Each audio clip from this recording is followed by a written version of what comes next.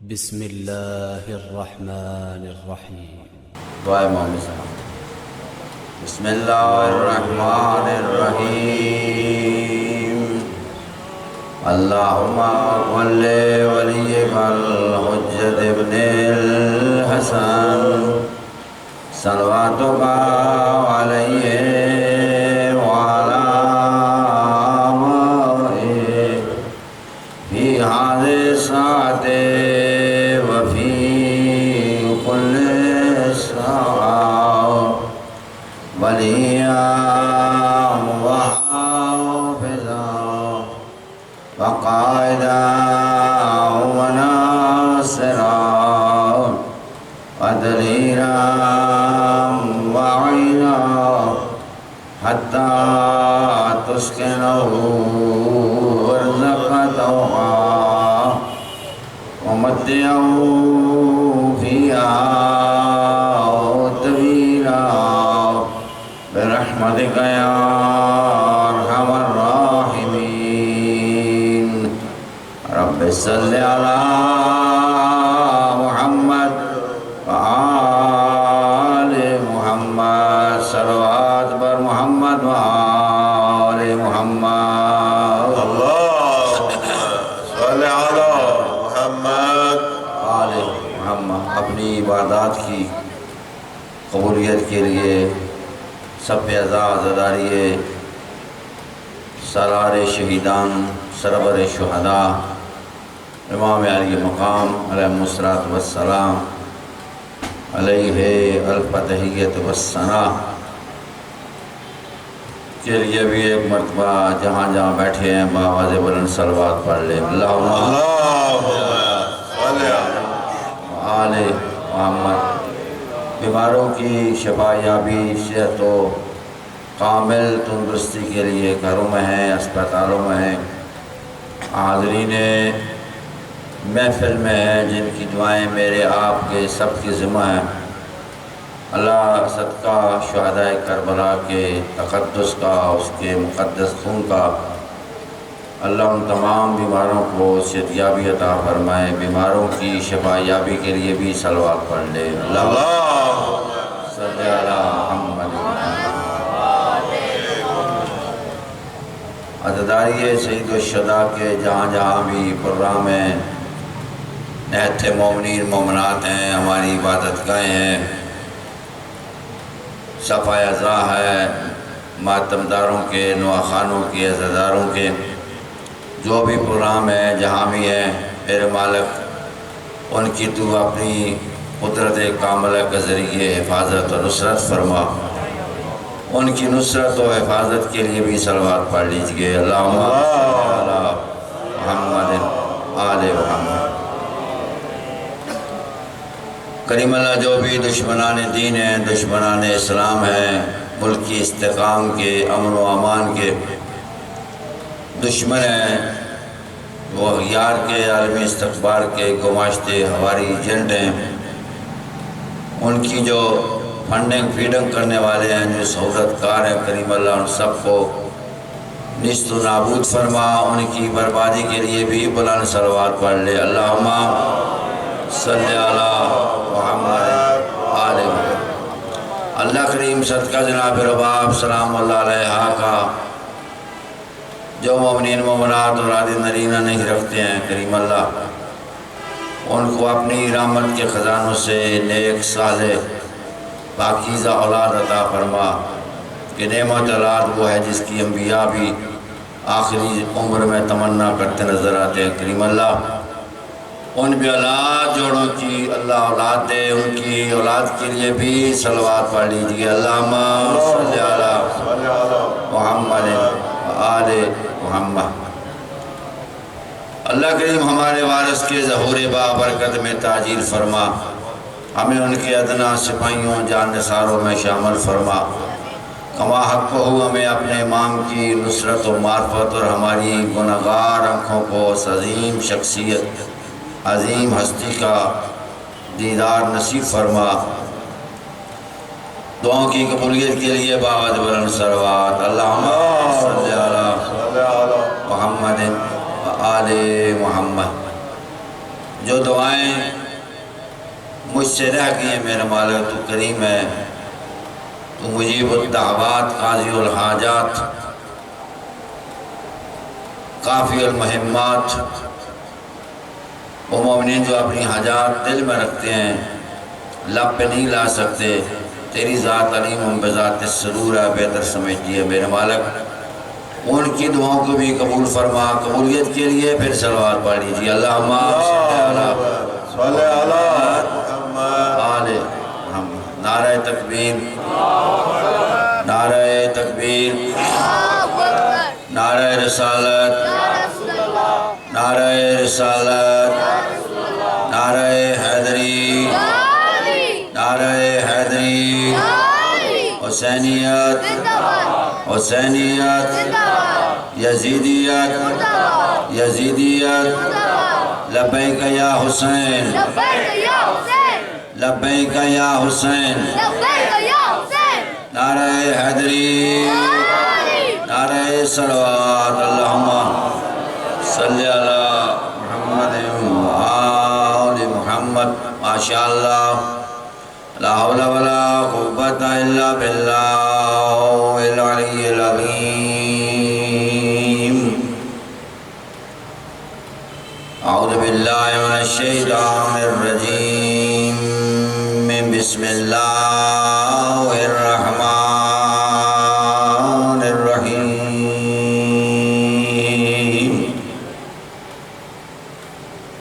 حسبنا اللہ ونعم الوکیل ونعم المولا ونعم النصیر۔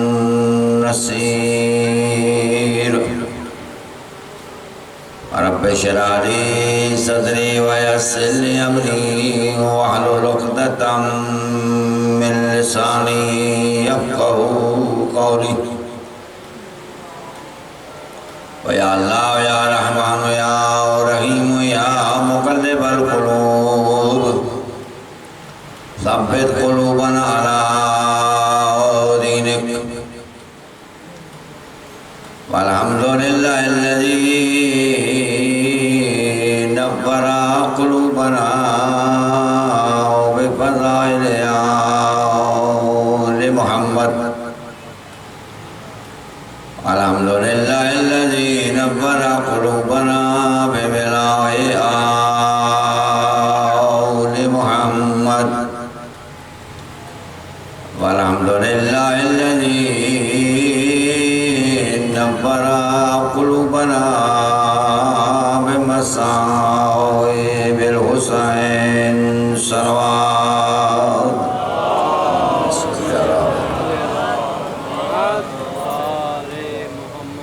والصلاة والسلام على سيدنا ونبينا ومولانا وشفيعنا وشفيع ذنوبنا وحبيبنا وحبيب قلوبنا وطبيب نفوسنا وحبيب إله العالمين وسيد المرسلين وخاتم النبيين وشفيع المذنبين ورحمة للعالمين الذي قال الله تبارك وتعالى في حقه وشانه في القرآن الكريم: إن الله وملائكته يصلون على النبي يا أيها الذين آمنوا صلوا عليه وسلموا تسليما۔ اللهم صل على محمد وآل محمد۔ الصلاة والسلام على سيد الرزي الوالي الولي الحاكم بالنص الجلي وخليفة النبي الإمام الولي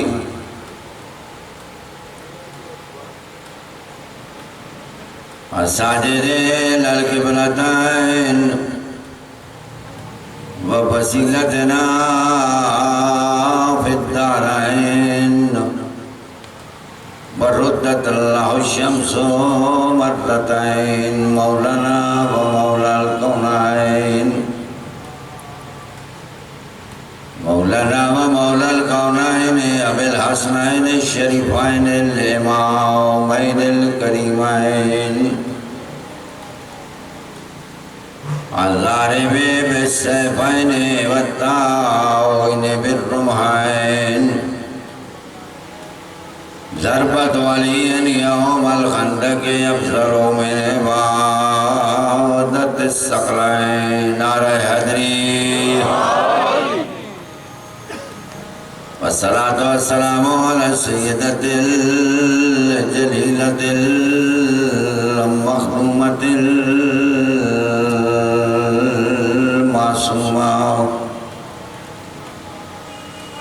الصديقة الكبرى الراضية المرضية البتول الشفية في يوم الجزاء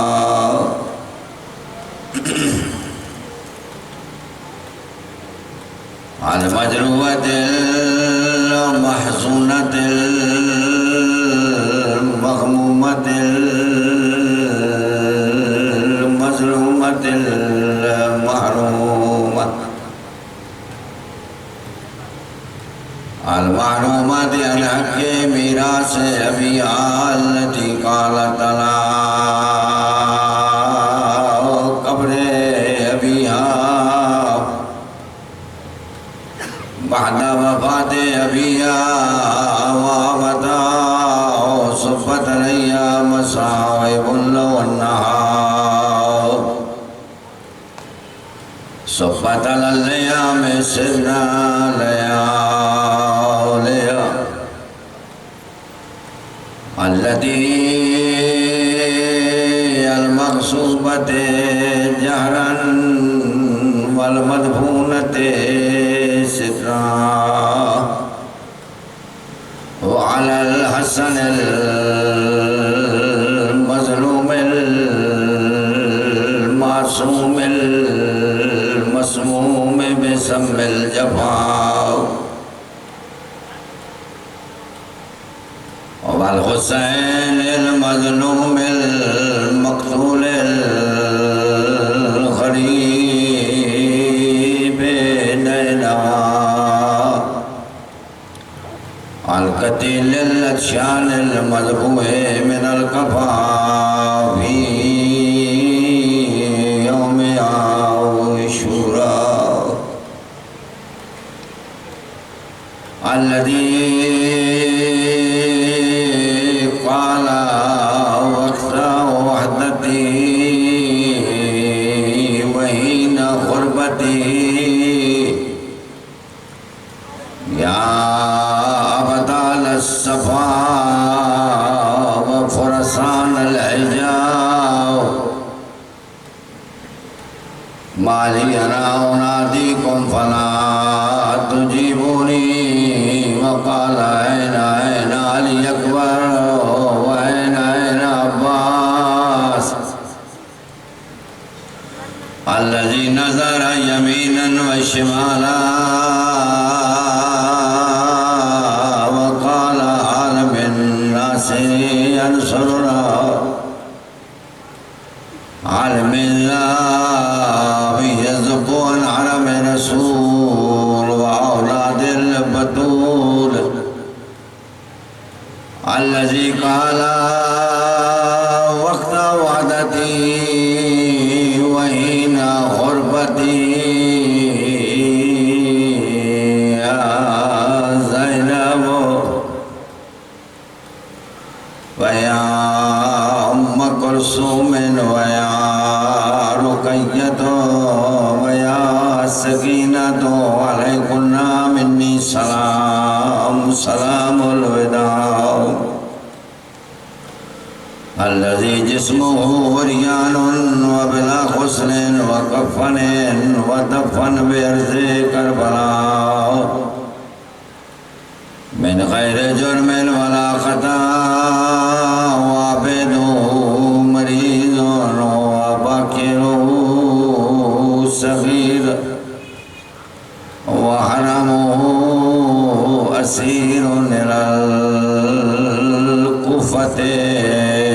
والشام۔ نبی دنیا سے جب جانے لگے آپ نے اپنی اہل بیت کے بارے میں یہ وصیت فرمائی، قُلْ لَا أَسْأَلُكُمْ عَلَيْهِ أَجْرًا إِلَّا الْمَوَدَّةَ فِي الْقُرْبَى۔ امت نے کیسا اجر دیا، ابھی نبی کی آنکھ بند نہیں ہوئی، نبی نے فرمایا ایتونی بقلم ودوات اکتب لکم الوصیہ، قلم دوات دو، میں تمہارے لیے وصیت لکھنا چاہتا ہوں۔ یہ پہلا اجر رسالت دیا ہے نبی کو، نہ قلم دیا نہ دوات دیا۔ دوسرا اجر رسالت یہ دیا، ابھی نبی کی آنکھ بند ہوتی ہے، نبی کے دروازے پہ آگ اور لکڑیاں آ جاتی ہیں۔ یہ کیسا اجر رسالت دیا، نبی کی بیٹی کو دربار بلایا، وہ 4 گھنٹے حیران کھڑی رہی، قرآن پڑھتی رہی، لاوارسی حدیثیں سناتے رہے، بی بی خالی واپس آئی۔ یہ دوسرا اجر رسالت تھا۔ تیسرا اجر رسالت یہ تھا جس کا نام نبی خود رکھ کے گئے تھے، وہ محسن شہید ہوا۔ یہ اجر رسالت کی ادائیگی ہے، آگے جا کے سنیے اجر رسالت کیسا دیا۔ حسن کا جنازہ ہے اور 70 تیر جنازے میں مارے گئے۔ امام حسین جنازے کے لیے جگہ مانگتے رہے، امت نے انکار کر دیا۔ جنازہ دفن ہونے کے بجائے جب گھر سے گیا تھا کفن کا رنگ سفید تھا، جب واپس آیا کفن کا رنگ تبدیل ہے۔ اور پھر میری بی بی آج ہاتھ آزاد تھے، آج مدینہ ہے، اپنا گھر ہے، 70 تیر اپنے بھائی کے جنازے سے نکالے ہیں۔ یہ بھی اجر رسالت مسلمانوں نے دیا ہے، نانا کے پہلو میں دفن بھی نہیں ہونے دیا۔ تاریخ بشریت کا یہ پہلا جنازہ ہے جو قبرستان سے واپس آیا ہے۔ کیسا اجر رسالت دیا ہے، رسول قلم دوات مانگتے رہے نہیں دی ہے، سیدہ حق مانگتی رہی نہیں دیا ہے، حسن کے لیے جنازے کی جگہ مانگتے رہے نہیں دیا ہے، علی حق کے خلافت مانگتے رہے نہیں دیا ہے، عزادار حسین پناہ مانگتے رہے نہیں دی ہے، حسین اپنے اسرار کے لیے پانی مانگتے رہے نہیں دی ہے، علی کی بیٹیاں بازاروں میں چادریں مانگتی رہی ہیں نہیں دی ہیں۔ آج مومن حسین پہ رو لو، رونے کا آپ کو یہاں پتہ نہیں چلے گا، رونے کا پتہ اس وقت چلے گا جب آپ کا روح قبض ہوگا، رونے کا پتہ تب چلے گا جب آپ قبر میں جائیں گے۔ ایک عالم دین پڑھا کرتے تھے، بڑے معتبر عالم دین کے معتبر بیٹے تھے، قبلہ آیت اللہ محمد یار شاہ صاحب کے بیٹے پڑھا کرتے تھے۔ جب مومن کو قبر میں لٹا کے گھر آ جاتے ہیں، مومن قبر میں اکیلا ہوتا ہے، کیا جانا قبر کے کونے سے رونے کی آواز آتی ہے۔ اس وقت میت یہ پوچھتا ہے، مرنے والا یہ پوچھتا ہے تو اس وقت کون ہے میری قبر میں رونے والا؟ اس وقت وہ کہتا ہے تو مجھے میدانوں میں روتا تھا، تو مجھے برادریوں میں روتا تھا، تو مجھے مجمع عام میں روتا تھا، آج تجھے کوئی رونے والا نہیں ہے، مجھے پہچان میں حسین ہوں۔ جہاں تجھے کوئی رونے والا نہیں ہے، کل تو میرے مصیبت پہ روتا تھا، آج میں تجھے رونے کے لیے آیا ہوں۔ عددار امام رضا علیہ السلام سے ایک روایت ہے، اتنے میں ایک بی بی کے رونے کی آواز آتی ہے۔ اس وقت میت یہ پوچھتا ہے مولا آپ تو آئے ہیں، یہ بی بی کی آواز کون سی ہے؟ معصوم یہ فرماتے ہم اکیلے نہیں آئے ہیں، میری اماں زہرا بقیہ چھوڑ کے آئی ہے۔ عزیزدار حسین پہ رونے کا بڑا اجر ہے، خلوص سے رہو، محبت سے رہو۔ حسین کی معرفت سمجھ کے رہو، حسین کے مقصد کو سمجھ کے رہو۔ حسین آپ کو قبر میں بھی کام آئے گا، حسین حشر میں بھی کام آئے گا، حسین میزان پہ بھی کام آئے گا، نام اعمال پہ بھی کام آئے گا۔ حسین اتنا مظلوم ہے، جب مدینے میں تھا کپڑے جنت سے آتے تھے، عزادارواج اتنا مظلوم ہے، بدن پہ کفن بھی نہیں ہے، دفن بھی نہیں ہے، بہنیں بھی مجبور ہیں، بیٹا بھی مجبور ہے۔ حسین جب بستا تھا، ہنستا تھا، مدینہ تھا، کھانے جنت سے آتے تھے۔ آج حسین تو حسین رہا، حسین کے پہ مہمان بھی پیاسے مارے گئے، حسین کا اکبر بھی پیاسا مارا گیا، حسین کا اصغر بھی پیاسا مارا گیا۔ اور کو رو کے کہتے تھے، اور جب تو نے ہمارا راستہ روکا تھا، ہمارے پاس پانی تھا، ہم نے تمہیں بھی پلایا، تیرے حیوانوں کو بھی پلایا، آج اور ناراض نہ ہونا، میرے پاس پانی ہوتا میرا اصغر پیاسا نہ مارا جاتا۔ لعنت اللہ علی الظالمین وسيعلم الذين أي منقلب ينقلبون۔ أما بعد فقد قال الله الحكيم في القرآن الكريم وهو أصدق الصادقين۔ بسم الله الرحمن الرحيم، إن الله اشترى من المؤمنين أنفسهم وأموالهم بأن لهم الجنة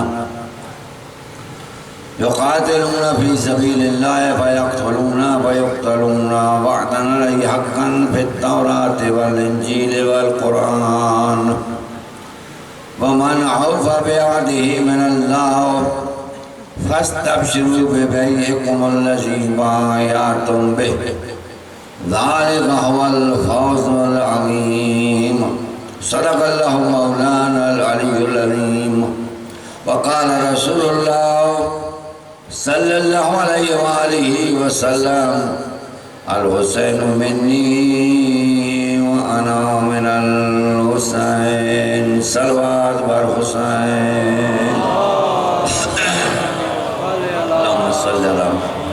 میرے گرامی، آپ نے چھوڑے ہوئے گفتگو اور موضوع کا رابط جوڑنے کی کوشش کروں گا تاکہ جو ایام باقی ہیں وہ شہدائے کربلا کی بارگاہ میں، محمد و آل بیت محمد کی بارگاہ میں نذرانہ عقیدت اور خراج عقیدت پیش ہو سکے، اور دعا ہے کہ اللہ تبارک و تعالی ہماری یہ قلیل سی یہ محنت کو عبادت شمار فرمائے، اور اس قلیل سی عبادت کو عبادت عظیم شمار فرمائے، اور اس عظیم مشن کے ذریعے، اس عزاداری کے انعقاد کے ذریعے اللہ کریم ہمیں امام علیہ مقام کی صحیح معنوں میں معرفت سے سرشار و لبریز فرما۔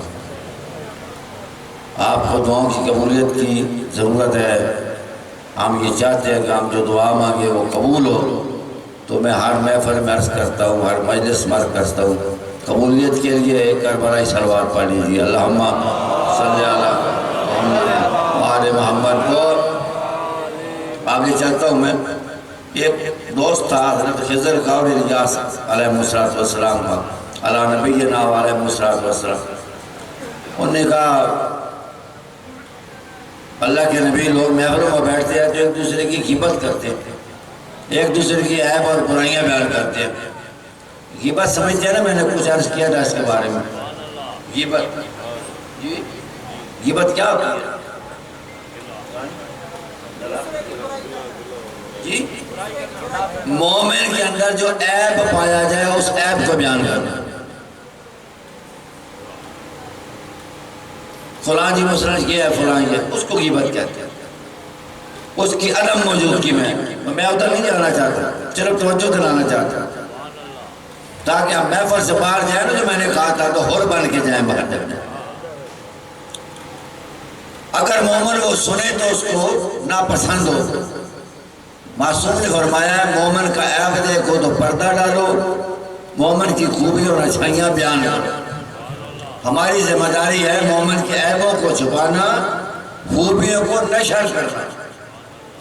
انہوں نے انبیاء کی دونوں محفل میں یہ کہا، ان کا دوست تھا ولی تھا حضرت خضر کا، حضرت الیاس کا، کہا کہ لوگ محفلوں میں بیٹھتے ہیں تو غیبتیں کرتے ہیں، کوئی ایسا طریقہ بتائیں کہ لوگ غیبت نہ کریں اور ہم غیبت نہ سنیں۔ عرض کیا تھا میں نے، غیبت کرنا بھی حرام، غیبت سننا بھی حرام۔ اگر مومن کے پاس حالات سازگار ہوں تو غیبت کرنے والوں کو بھی روکنا چاہیے اور جو سن رہے ہیں ان کو بھی منع کرنا چاہیے تاکہ مومن کی عزت اور وقار محفوظ رہے۔ تو حضرت خضر اور حضرت الیاس نے اس غیبت سے روکنے کا یہ کیا طریقہ، آپ اسی محفل میں جا رہے ہیں اور غیبت ہو رہی ہے اور آپ محفل میں وارد ہوئے ہیں، آگے کچھ لوگ گئے ہوئے جناب بیٹھک میں، تو حضرت خضر اور یونس نے جو وظیفہ بتایا، کہا کہ آپ اس پہ عمل کریں جب محفل میں وارد ہوں۔ عمل کرنا آپ کا کام ہے، وظیفہ بتانا ہمارا کام ہے۔ ایسی محفل میں آپ وارد ہوں جہاں لوگ غیبت کر رہے ہوں تو آپ فوراً محمد و آل محمد پہ صلوات پڑھ جائیں، صلی اللہ۔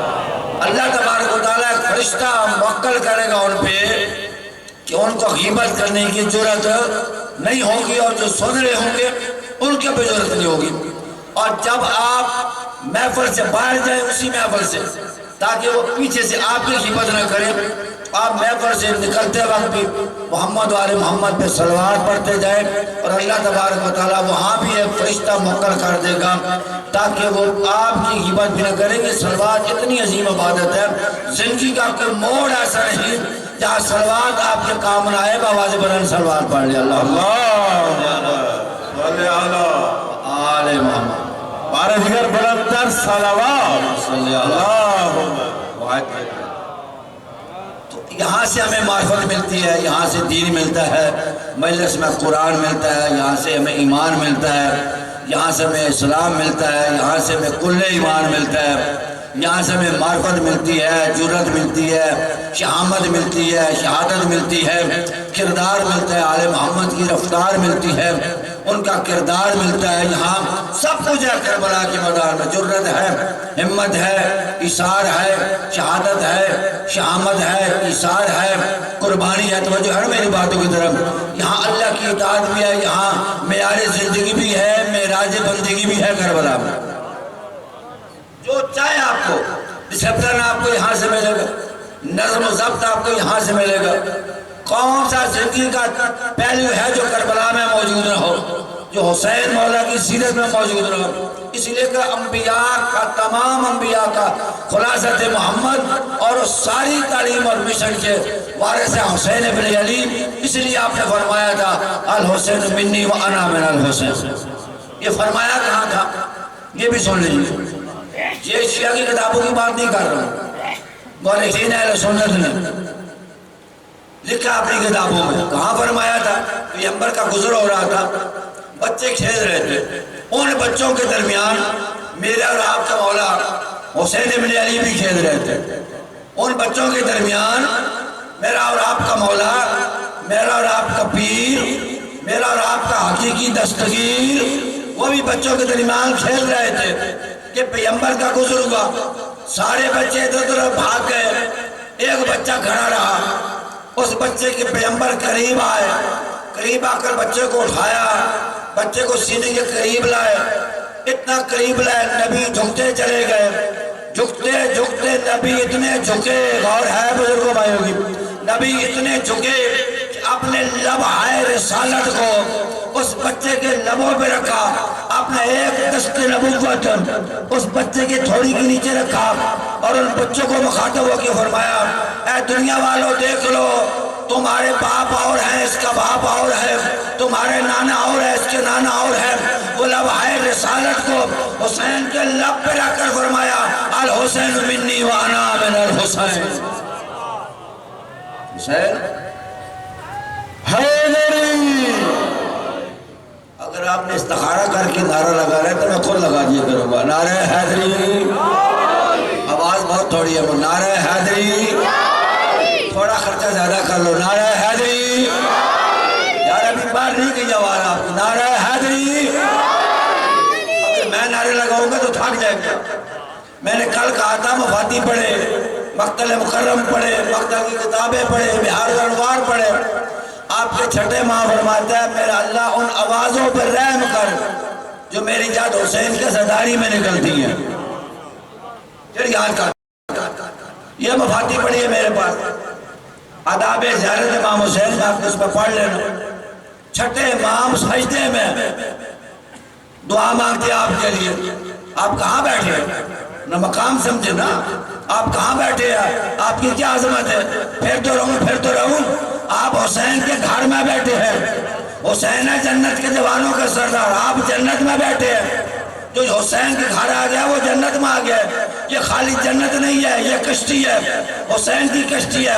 کہتے ہیں لوگ ڈوب جاتے ہیں تو غرق ہو جاتے ہیں، نہیں، یہ عشق حسین کا طریقہ ہے، جو اس میں ڈوب جاتا ہے اسی کا بیڑا پار ہوتا ہے۔ ادھر آپ بیٹھے اس کے پائنتن میں ڈال دے اپنی کشتی کو، اس میں ڈوب جائے اسی کا بیڑا پار۔ سوال پڑھے محمد والے بیت محمد، بات کر رہا تھا معرفت کی، معرفت ہونی چاہیے۔ وہ میں کہتا ہوں اگر کوئی بندہ کسی سے نیکی کرے نا، عام نیکی، اللہ نے قرآن میں فرمایا ان اللہ لا یضیع اجر المحسنین، دوسرے مقام میں فرمایا ان اللہ لا یظلم مثقال ذرہ، اللہ کسی بندے پہ رائی برابر بھی ریت کی ذرے کے برابر ظلم نہیں کرتا، وہ عادل ہے۔ اللہ نے اپنے بندوں کو ظلم کے لیے نہیں پیدا کیا، ان کو اپنی معرفت کے لیے پیدا کیا۔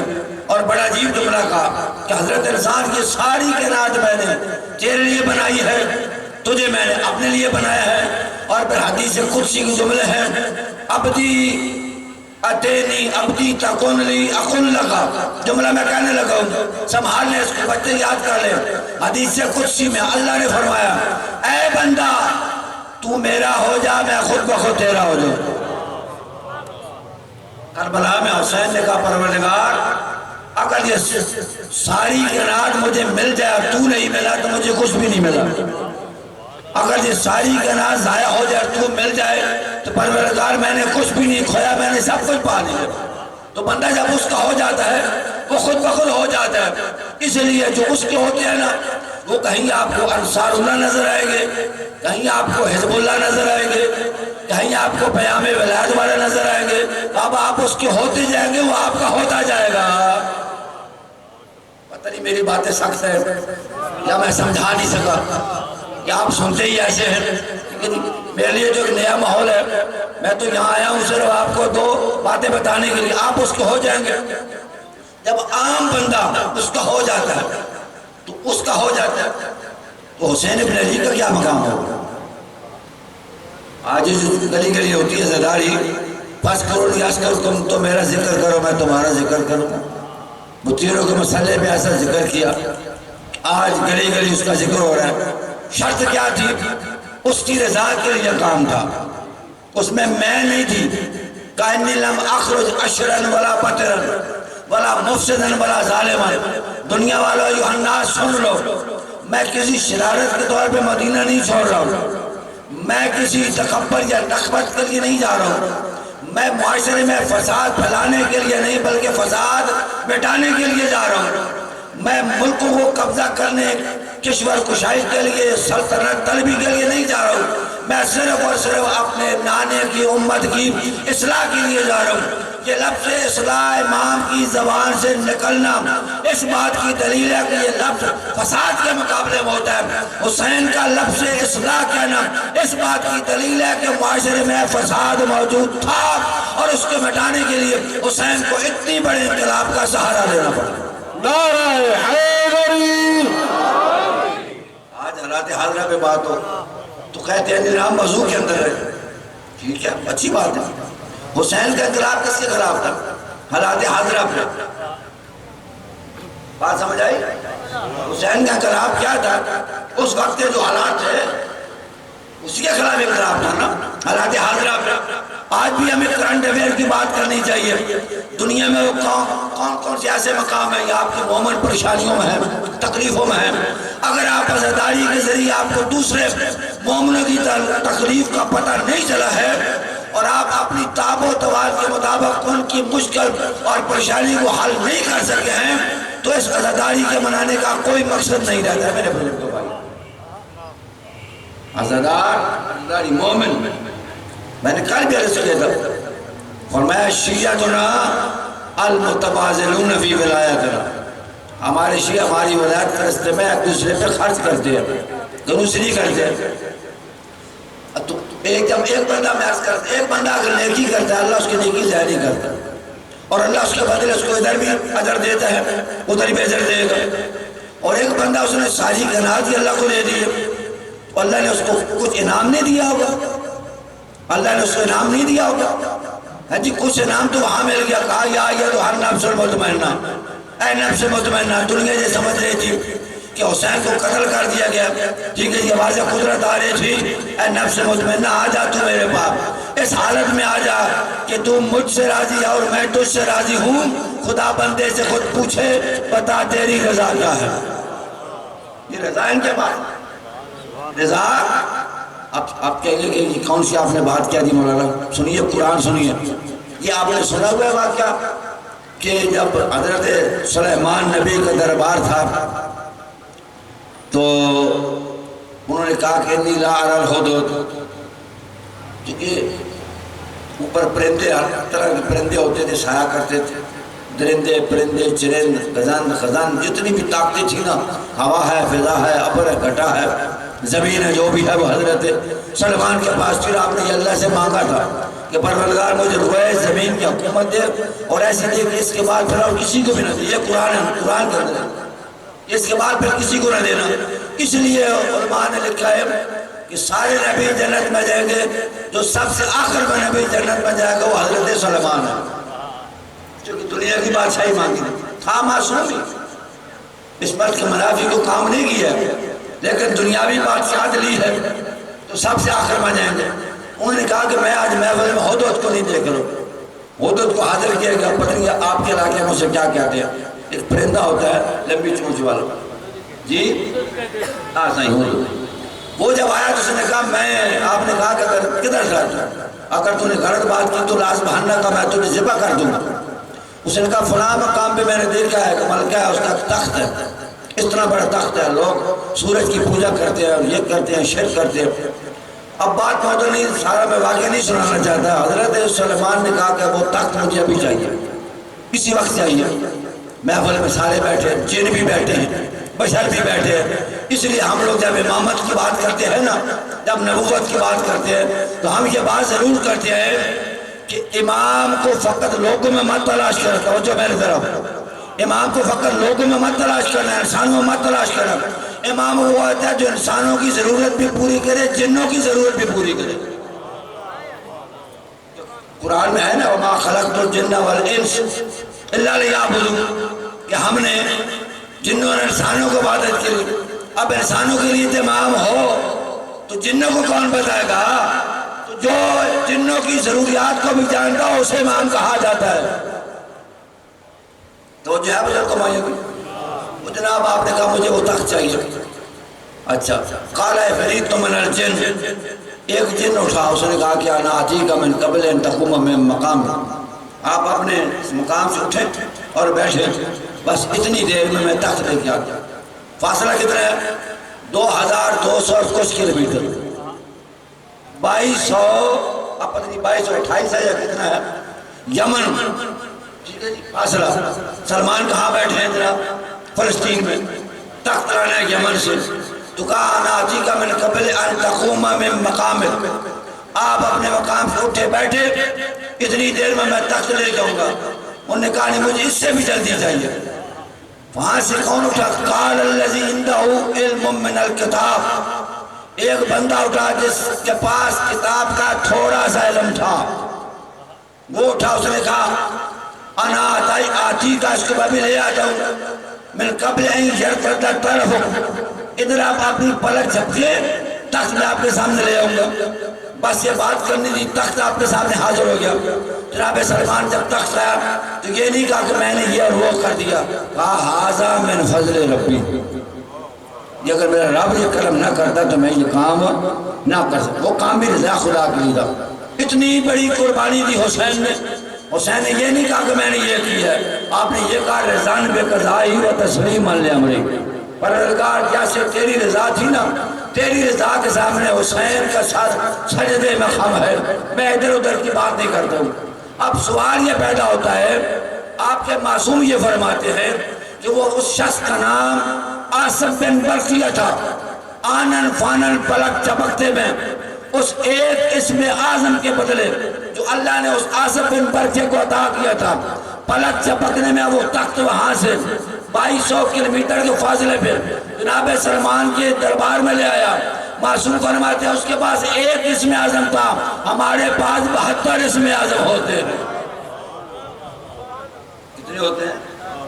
حسین مولا کے پاس 72 اسم اعظم ہیں۔ اگر ایک اسم اعظم رکھنے والا اللہ کے حکم سے اتنا اختیار رکھتا ہے تو بتائیے 72 اسم اعظم رکھنے والے کا اختیار کتنا ہوگا؟ آپ مت گھبرائیں کہ حسین آپ کا ہر منظر پہ مدد کریں گے، لیکن معرفت ہونی چاہیے۔ حسین کے نام پہ جان کی قربانی دینے پڑے، دریغ نہ کرے، مال خرچ کرنا پڑے، دریغ نہ کرے۔ جنت تو کوئی بڑی بات ہی نہیں ان کے لیے۔ ایک بندہ آتا تھا مولا کے پاس، بار بار عزادار تھا حسین کا، تو بار بار آتا مدینے میں، تو ایک دن وہ امام کو کہنے لگا مولا میں بار بار آتا ہوں تو آپ کے اہل خانہ تنگ ہوتے ہیں، میں آپ کو 10,000 روپے دیتا ہوں، آپ میرا گھر بنا دیں تاکہ میں جب آئندہ مدینے آؤں تو میرا گھر ہونا چاہیے۔ کہ حسین کے رستے میں خرچ کرنے والے، میرا کوئی مکان ہو تاکہ میں آؤں تو میں مراسم حج ادا کرنے کے بعد اپنے گھر میں رہوں۔ تو مولا کے پاس آتا تھا، انہوں نے کہا مولا میں آپ کو تنگ نہیں کرنا چاہتا، 10,000 روپیہ دیا، وہ چلا گیا۔ مولا نے کہا آئندہ سال آؤ گے نا آپ کا مکان انشاءاللہ میں تیار رکھوں گا۔ اگلے سال وہ آیا، مراسم سے فارغ ہوا، مولا سے کہا مولا وہ میں نے آپ کو پیسے دیے تھے، میرا مکان خریدا ہے۔ مولا نے کہا خریدا ہے؟ کہا مولا مجھے مکان دکھائیے، اس کی کوئی پیپر وغیرہ، کوئی سٹامپ وغیرہ، کوئی رجسٹری، کوئی انتقال، تو جو ہے بزرگوں بھائی ہوگی اس کی کوئی رجسٹری، کوئی انتقال۔ امام علیہ السلام نے پیپر نکالے، آپ اس میں آپ جانتے ہیں جب بھی کوئی زمین کا سودا ہوتا ہے نا، یہاں اس سے متعلقہ لوگ بھی بیٹھے ہوں گے، اس میں حدود اربع لکھا جاتا ہے۔ حدود اربع اس لیے ہوتا ہے تاکہ انتقال جیل ہی نہ ہو۔ اگر ایک مکان پہ 2000 فٹ جگہ اور آپ کسی کو 100 فٹ جگہ دے دیتے، اس کی اگر سائٹ نہ لکھے تو وہ جیل ہی ہوتا ہے تقریباً۔ تو اس نے پوچھا مولا اس کی حد کدھر ہے، یہ مکان مشرق مغرب کی شمال جنوب کیا ہے میرے اس مکان میں؟ تو مولا نے کہا جو میں نے تیرے لیے مکان خریدا ہے نا، اس کے ایک طرف میرا نانا محمد رہتا ہے، دوسری طرف میرا بابا علی رہتا ہے۔ تیرے جو مکان کی حد ہے ہاں جی، ایک طرف میرا نانا محمد رہتا ہے، ایک طرف میرا بابا علی رہتا ہے، ایک طرف میں خود رہتا ہوں۔ یہ لے تحریر، اور لے کے چلا گیا۔ اس نے وصیت کی کہ جب میں مر جاؤں تو یہ تحریر میرے کفن میں رکھ دینا۔ وہ تحریر کفن میں رکھ دی گئی۔ صبح جب اس کے ورثاء آئے تو وہ پرچہ وہ جو قبر میں رکھا گیا تھا اس کے الٹی طرف مہر لگی ہوئی تھی کہ میرے ساتھ جو امام نے وعدہ کیا تھا وہ جنت میں میرا محل مجھے عطا ہو چکا ہے۔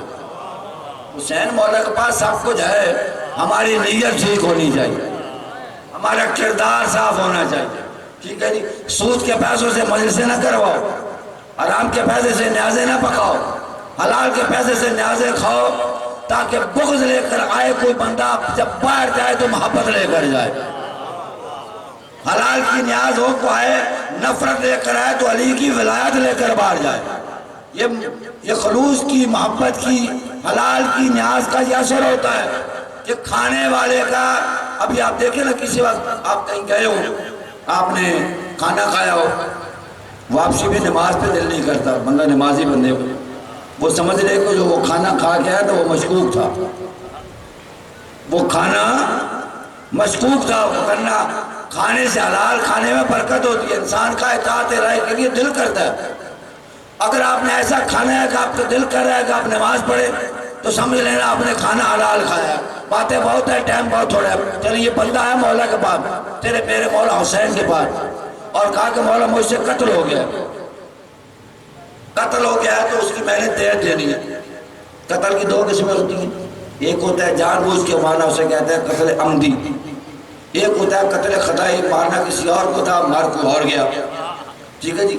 وہ جو جان بوجھ کے قتل ہوتا ہے اس کا قصاص ہوتا ہے، قتل کا بدلہ، بولیے، قتل کا بدلہ قتل، لیکن قتل خطائی کے بدلے میں قتل نہیں ہوتا ہے۔ شریعت نے اس کی دیت مقرر کی ہے۔ اب قاتل اور مقتول کے وارث بیٹھتے ہیں، واپس میں جو طے کر لے، دیت مقرر بھی ہے، مقرر دیت اس کو دینا واجب ہے، لیکن جو آپس میں طے ہو جاتا ہے اس پہ بھی عمل کرنا۔ اس نے کہا مولا میں نے 10,000 دیت کا وہاں پہ اعتراف کیا ہے۔ کتنی؟ سوچے میری طرف ہے، 10,000 دیت کا میں نے اعتراف کیا اور میں نے دیت دینی ہے۔ مولا میرے پاس تو ایک پیسہ بھی نہیں ہے، میں کیا کروں گا؟ ایک صلوات پڑھے محمد والے۔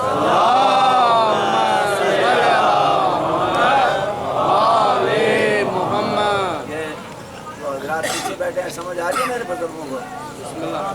کہا ایک 10,000 دینار، دینار ہوتا ہے سونے کا، اس زمانے کا سکہ راج الوقت، 10,000 دینار سونے کے۔ مولا میں نے دیت دینی ہے، میرے پاس پیسہ نہیں۔ سوچ کے کہ میں کیا کروں، میرے ذہن میں یہ خیال آیا چلو کریموں کے دروازے پہ جاتا ہوں، جو کبھی کسی کو مایوس نہیں کرتے۔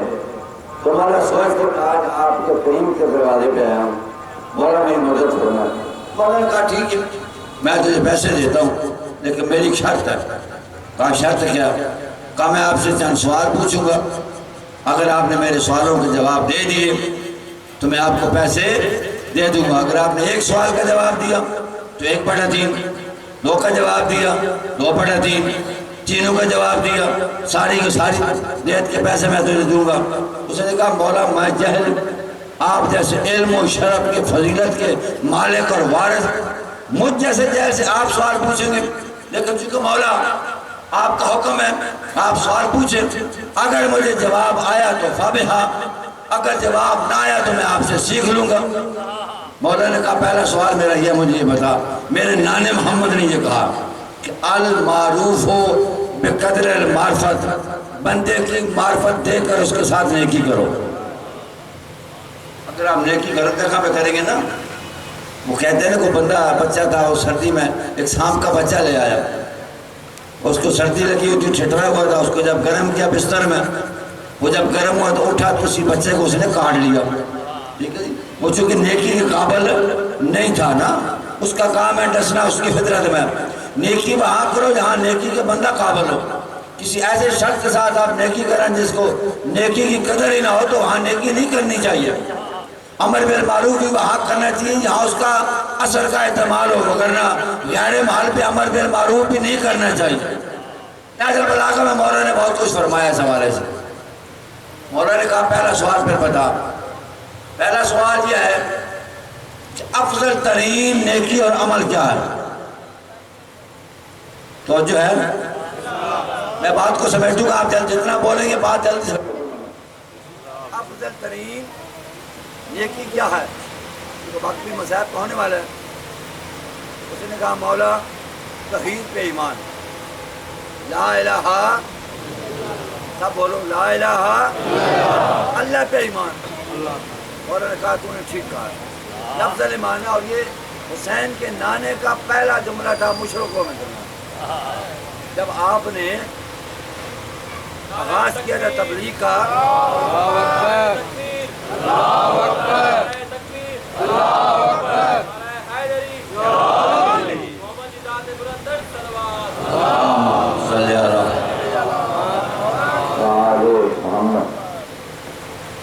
پہلا نعرہ اپنا تھا لا الہ الا اللہ۔ مشرکوں کو یہی کہا تھا کہ آپ شرک چھوڑ دیں، میں محمد تمہیں اس کی وحدانیت کا اقرار کر لو، تفلحو، فلاح اور کامیابی کی ضمانت ادا کرتا۔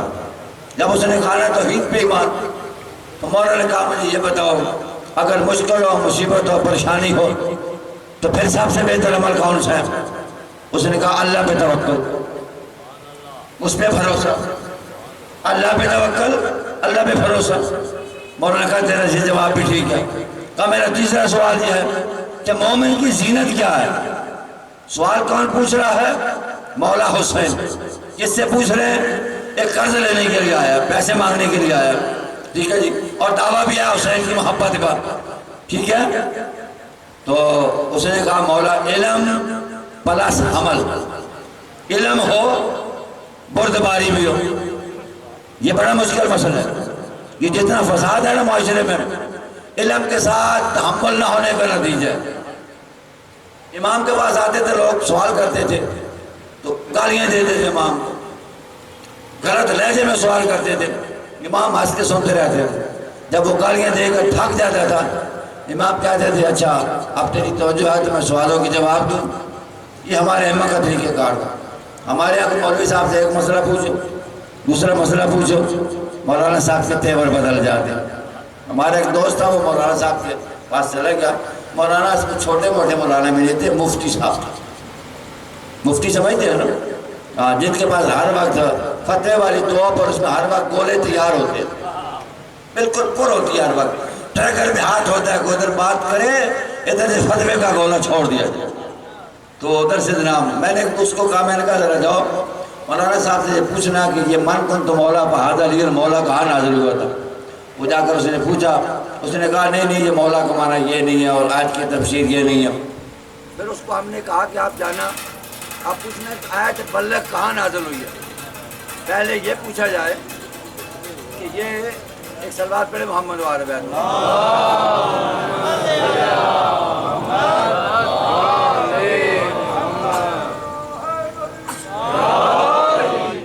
نعرہ تکبیر، نعرہ رسالت، یا رسول اللہ، نعرہ حیدری۔ میں ایسی بات اس لیے مائکوں میں ہاتھ بھی نہیں لگاتا کہ کہیں میرے ہاتھ کی وجہ سے یہ بیچارہ ناراض ہی نہ ہو جائے۔ ایک سلوات پڑھے محمد وعلى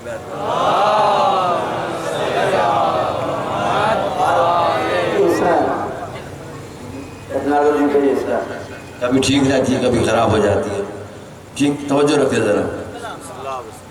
تو دوبارہ میں نے کہا اس سے پوچھنا جا کر کہ آیت بلغ نازل کہاں ہوئی، وہ کون سا حکم تھا جو نبی نے پہنچانا تھا؟ بات آ گئی تو میں کر لوں نا، علم کی بات آ گئی۔ تو اس دوبارہ جب کیا اس نے جب مولوی صاحب سے پوچھا، اس نے کہا مجھے لگتا ہے ایسا ہے تو شیعوں کے پاس اٹھتا بیٹھتا، آپ اگر اتر گیا نا تیرا نکاح ٹوٹ جائے گا۔ مسئلے کا حل نہیں ہے، مسئلے کا جواب نہیں ہے، منطق نہیں ہے، دلیل نہیں ہے، استدلال نہیں ہے، فتویٰ ہے فوراً کہ آپ اگر اتر گئے۔ اتنا آسان ہے یار نکاح کے نکاح ٹوٹ گئے۔ ہمارے یہاں تو ایسا نہیں ہوتا ہے، ہمارے یہاں ساری دنیا بیٹھ کے اگر نکاح نکاح نکاح نکاح تسبیح پڑھتے رہے نکاح ہوتا نہیں ہے، اور ساری زندگی بیٹھ کے خامن طلاق طلاق طلاق کہتا رہے تلاق بھی نہیں ہوتی۔ جو پراثت نکاح کا ہے وہی پراثت طلاق ہے۔ اگر آپ یہاں ساری زندگی بیٹھ کے گھر بیٹھ کے مجلس مجلس مجلس کرتے رہے تو مجلس ہو جائے گی۔ مجلس میں آئیں گے، آپ سنیں گے، مولوی پڑھے گا، وہ انعقاد کریں گے، تب مجلس ہوتی ہے، کہنے سے مجلس نہیں ہوتی ہے۔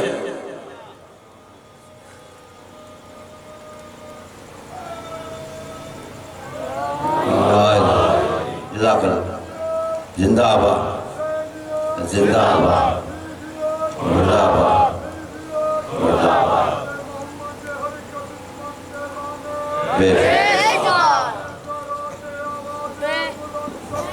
اللہم صلی اللہ محمد۔ بات لمبی نہ ہو جائے، بات کو سمیٹوں۔ مولانا نے کہا علم کے ساتھ علم ہونا چاہیے۔ پھر مولانا نے کہا اگر علم کے ساتھ علم بھی نہ ہو تو پھر کیا ہو؟ کہا مولانا پھر اللہ ایسا مال دے جس کے ساتھ صبر ہونا چاہیے۔ صبر صبر مروت، مال کے ساتھ مروت۔ مروت سمجھتے ہیں کہ بندے کو مال ملا ہے تو اس کو خرچ کرنے کا حوصلہ بھی ہونا چاہیے، اسے یہ بھی پتہ ہونا چاہیے کہ مال میں نے کہاں خرچ کرنا ہے۔ اگر مال اللہ نے دیا اس کے راستے میں خرچ نہیں کیا ہے تو اللہ کو خود بھی مال نکالنے کا طریقہ آتا ہے، وہ کسی کا محتاج نہیں۔ وہ ایسے راستے سے آپ کا مال نکالے گا، آپ کو پتہ بھی نہیں چلے گا، اور پھر آپ روتے رہیں گے، ہاتھ ملتے رہیں گے، پھر کچھ بھی نہیں ہوگا۔ میرے بزرگوں بھائیو، اللہ کے راستے میں اس نے مال دیا ہے نا تو اس کے راستے میں خرچ کرنا بھی سیکھو۔ اور سب سے بہتر مال وہ کیا مال ہوگا؟ وہ مال جو حسین کے راستے میں خرچ ہو جائے۔ وہ کتنا پیارا مال ہوگا، وہ کتنا بابرکت مال ہوگا جو راہ حسین میں خرچ ہو جائے۔ مولا نے پوچھا اگر اس کے ساتھ مال کے ساتھ مروت نہ ہو، اس نے کہا مولا پھر غربت کے ساتھ صبر ہونا چاہیے کہ بندہ اس کی رضا پہ صابر ہے کہ خوشحالی دینا بھی تیرا کام تھا، آج اگر تو نے مال نہیں دیا ہے تو میں صبر کر دو پروردگار، یہ بھی تیری ایک عطا۔ مولا نے پانچواں سوال پوچھا، پتا اگر غربت کے ساتھ فقر کے ساتھ اگر صبر نہ ہو تو پھر کیا ہونا چاہیے؟ اس نے کہا مولا پر ایسے بندے پہ آسمان سے بجلی آئے تو اس کو جلا کے رکھ دے، اس کے علاوہ اور کوئی چارہ نہیں۔ آسمان سے بجلی اس کو جلا کے رکھ دے۔ تو یہ کیا ہے؟ یہ مولا تربیت کر رہے ہیں اپنے ماننے والوں کے زداروں کی کہ میری معرفت حاصل کرو، میری تعلیم حاصل کرو۔ عزاداری سے اگر بچوں نے والدین کا احترام نہیں سیکھا تو کیا سیکھا؟ عورت نے مرد کے حقوق نہیں سیکھے تو کیا سیکھا؟ مرد نے عورت کے حقوق نہیں سیکھے تو کیا سیکھا؟ بچوں کو پتہ نہیں ہے کہ میں نے کیا کرنا ہے اور کیا نہیں کرنا۔ کل انشاءاللہ عرض کروں گا۔ آج میں اس عظیم ہستی کا ذکر آپ کو دو جملوں میں سنانا چاہتا ہوں جس پہ بنی ہاشم کو بڑا ناز تھا۔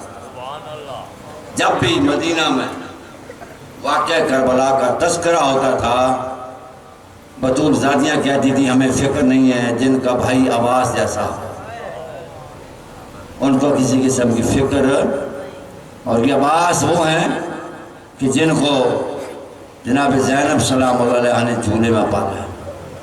یہ بڑی عظیم شخصیت، چند سال کے تھے، چھوٹے سے بچے ہی تھے، لیکن 6 سے سیانے۔ ایک دن میں نے سب کو چھوڑ دیا، وہ نکلے باہر، کافی دیر واپس نہ آئے۔ مولا علی گھر آئے، دیکھا جناب ام البنین پریشان ہے۔ کل موقع ملا تو تھوڑی ابتدا بتاؤں گا۔ پوچھا کیوں پریشان ہو؟ کہا عباس بڑی دیر ہوئی باہر گئے ہیں۔ وہ ابھی عباس بچہ تو نہیں، ابھی سیانا ہو چکا ہے، ابھی تھوڑی دیر میں آتا ہوگا۔ کہا نہیں میری پریشانی میں نہیں دیکھ سکتی، میرا عباس جلدی تلاش کر کے رہے۔ مولا علی گئے ہیں عباس کو تلاش کرنے کے لیے۔ پتہ چلا کہ حضرت عباس جنت البقیع میں۔ کہاں ہے؟ جنت البقیع میں۔ کس جگہ؟ حسین کی ماں کی قبر پہ، جناب بطول بھی قبر پہ۔ مولا علی چپ کر کے کھڑے ہو گئے کہ میرا عباس یہاں کیا کر رہا ہے؟ عباس کے لب ہل رہے تھے اور جناب فاطمہ کی قبر پہ مخاطب ہو کر ماں کو یہ کہہ رہے تھے، ماں مجھے پتہ چلا ہے کسی نے آپ کو دربار بلایا تھا، اگر میں اس وقت موجود ہوتا تو میں اس سے ضرور پوچھتا کہ تیری جرأت کیسے ہوئی ہے؟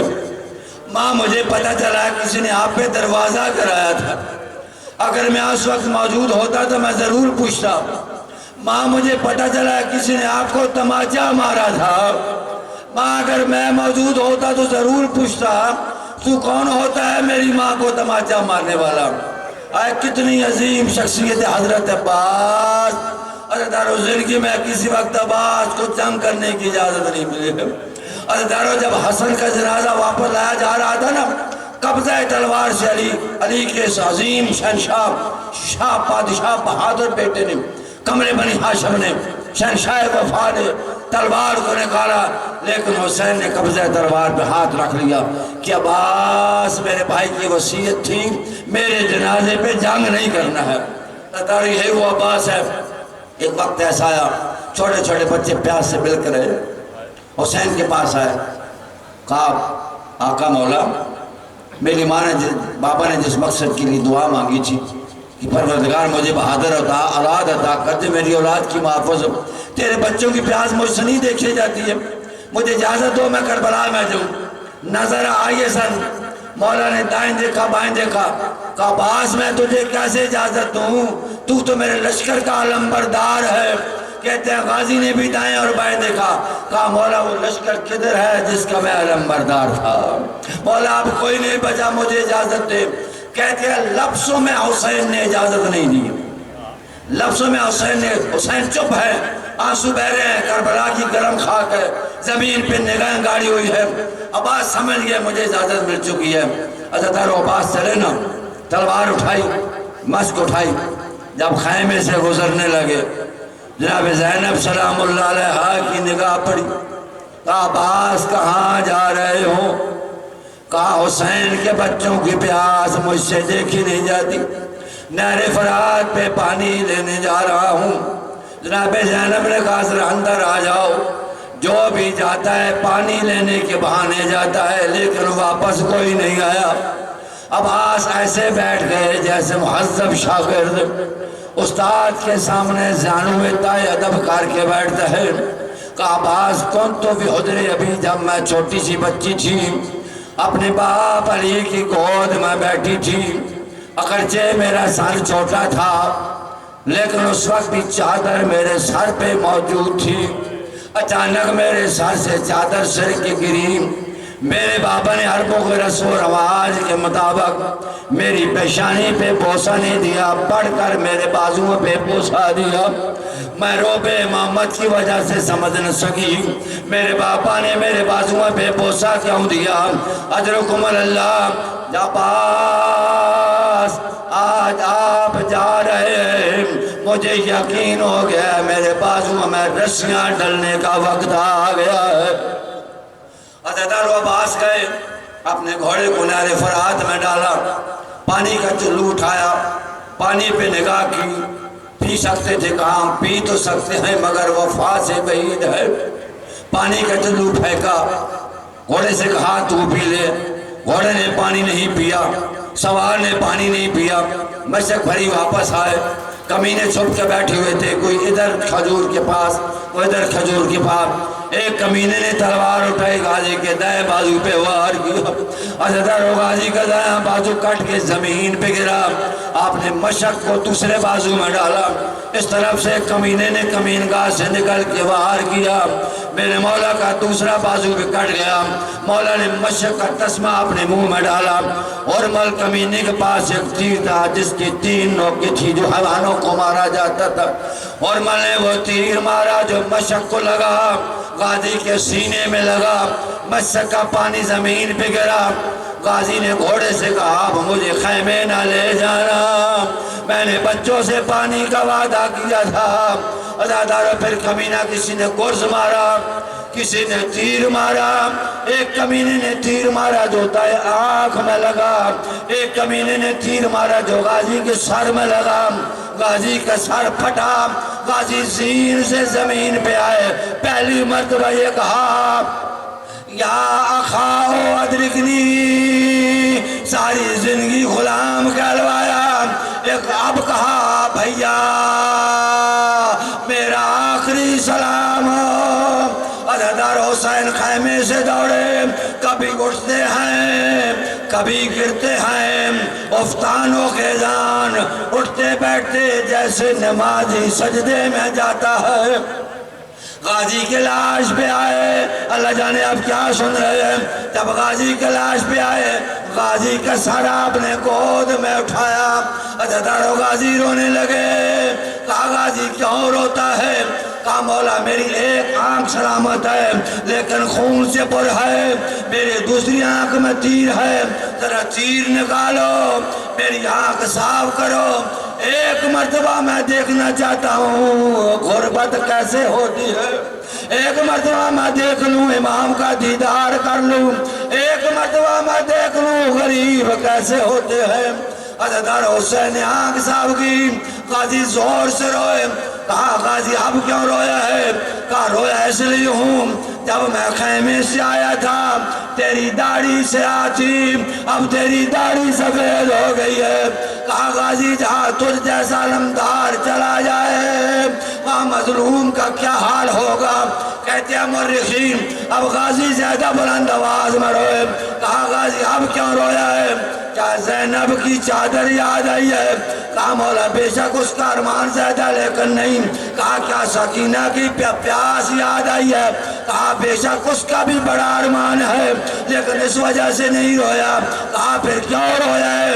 کہا رویا اس لیے ہوں تو ہر شہید کی لاش پہ آتا ہے، ہر ایک کا سر گود میں اٹھاتا ہے، تھوڑی دیر بعد قریب ہو کر تو گھوڑے سے گرے گا، تیرا سر گود میں کون اٹھائے گا؟ عزدارو خاک سے آواز آئی، غازی فکر نہ کر میں مدینہ چھوڑ کے کربلا آ گئی ہوں۔